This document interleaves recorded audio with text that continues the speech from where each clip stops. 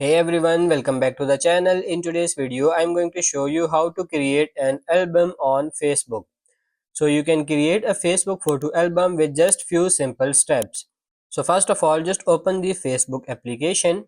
Once you are on Facebook, tap on your profile picture in the top right corner and then tap on your name or the profile picture here. Once you are on your profile, scroll down and tap on photos. Now here you will see all your photos, your old albums and photos. At the top of the screen, tap on this albums. A new screen appears where you can see different albums. To create a new album, tap on this create album. Now enter the name of the album and tap the create button in the top right corner.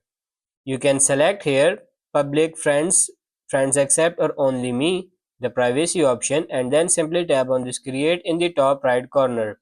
Once created, open this album here and add photos or videos to your new album.